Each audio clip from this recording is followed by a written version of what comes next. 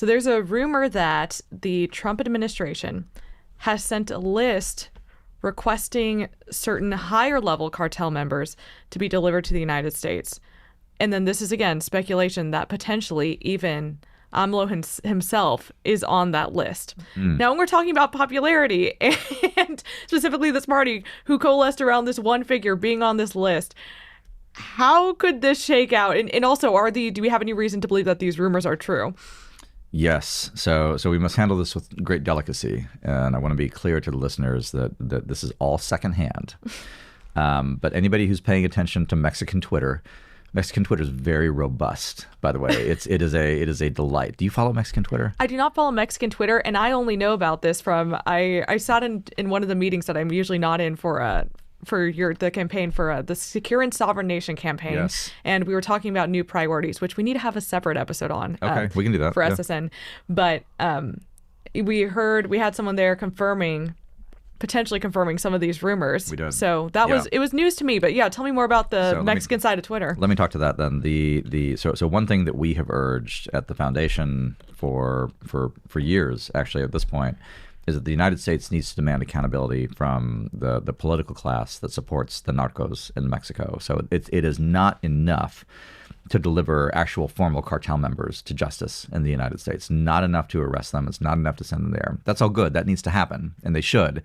But the reality, and this has been our analysis for years, is that because Mexico is governed by the state cartel synthesis, you actually have to penalize the members of the state. If you just penalize the cartels, then all the state's going to do is find new cartel partners. I mean, essentially, there's going to be like a merry-go-round, and they'll pick somebody new, and like the door will revolve, and so on. And the people they'll send will be the out-group, I guess. The people will send will be the out-group. That's exactly right, because there will be some cartels that are favored and some that are not, and essentially there's a de facto infinite supply of mid-level cartel guys. There's actually an infinite supply of top-level cartel guys, too, that you send them north and keep the Americans happy. And honestly, that has worked for a long time.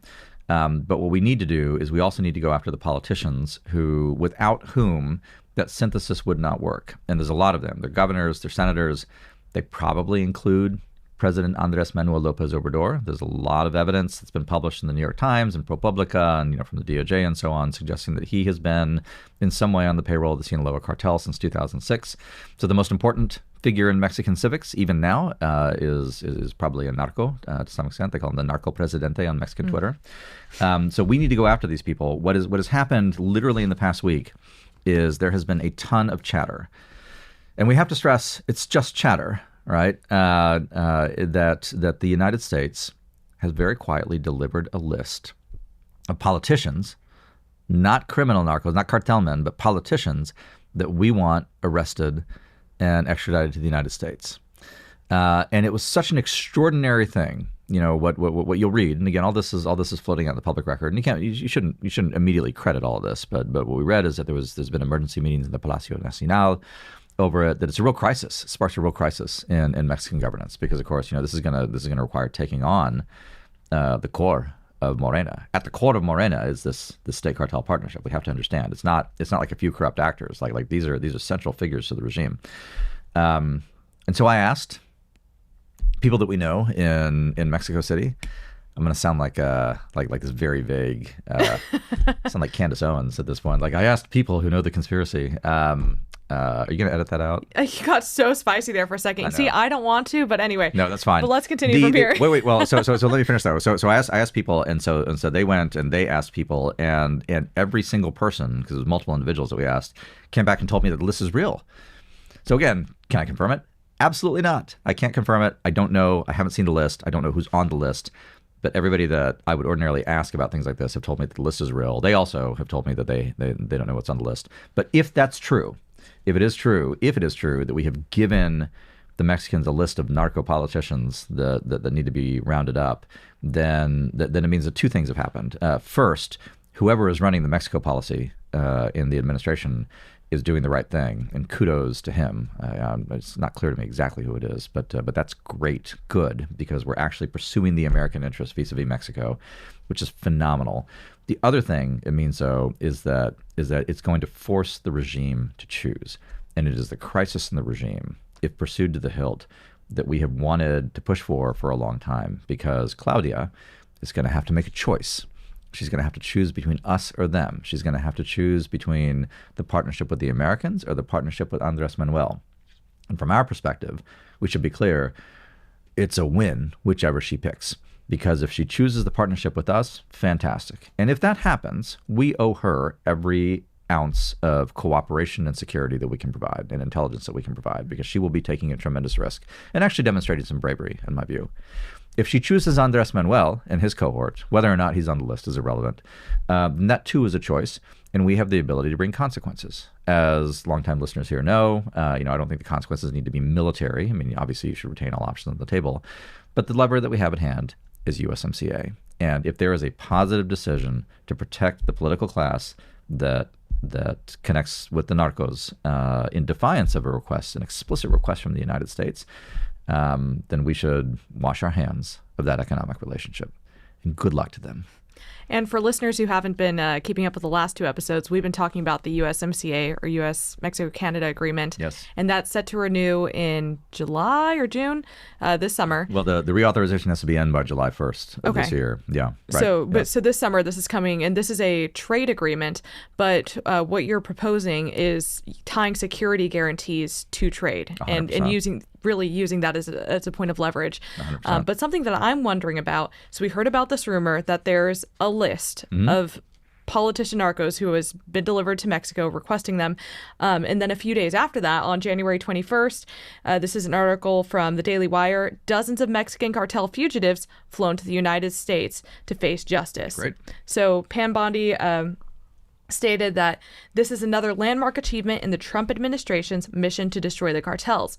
These 37 members, including terrorists from the Sinaloa cartel, CJNG, and others, will now pay for their crimes against the American people on American soil. We are grateful for this collaboration with our internal partners and will deliver swift, comprehensive justice for members of foreign terrorist organizations who have spent years preying on the American people.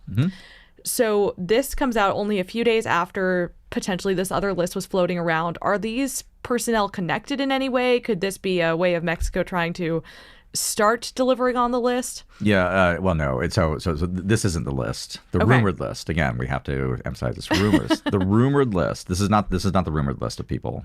So what happens every time this happens? If there's American pressure that's brought to bear, then and we've seen this mechanism in action several times in 2025 and now in 2026.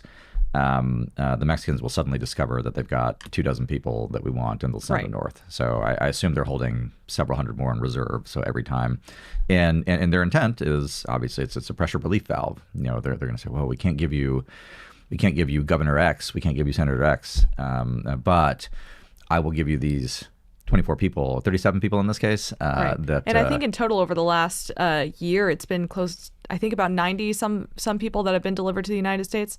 Well, fantastic. I mean, look. I think the Mexican labor sector, pardon me, like the Mexican workforce participation. I think something like 1 in 5 people are working in sectors either directly in or related to cartel activity.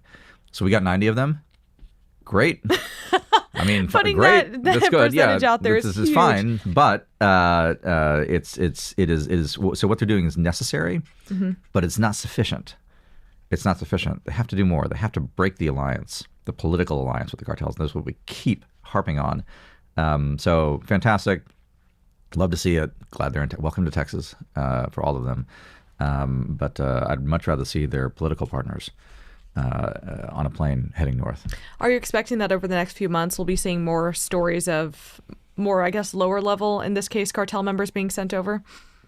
This is going to happen again and again. Okay. This is the latest episode in a thing. And again, I want to be really clear. I'm not disparaging this. All right. This is not irrelevant what they're doing. It's good. It's good. And every single person that I've talked to, whatever their opinion on Mexican security, has said very specifically that they have a great deal of trust in Omar Garcia Harfuch.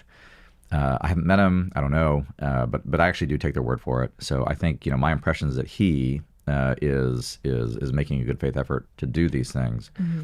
But the real strategic decisions are not in his hands; they're in the hands of the president herself. So what are we expecting to see from America between now and summer? Are you guessing that the Trump administration is going to make some of this public, or are we expecting that a lot of this will happen behind the scenes? Impossible to say. in full candor, and obviously, I think anybody who predicts what the president of the United States is going to do or say at any point is on a fool's errand. He is the most public private diplomacy person we may have ever had in the presidency, and so it's entirely you could envision multiple scenarios. You could envision there being a prudential decision that the president agrees with to keep it behind closed doors because there's a greater likelihood of getting what we need. I could see that, and that's very easy for me to envision. It is equally easy for me to envision frustration building to the point where the demands go public. If the demands go public, so if the demands exist, again, we're operating in like this contingency. First of all, like if the demands exist and if they go public, so two levels of conditionality here, then you were looking at a serious rupture in the U.S.-Mexico relationship, at which a lot of things are on the table that wouldn't be before. So I would watch to see if that happens.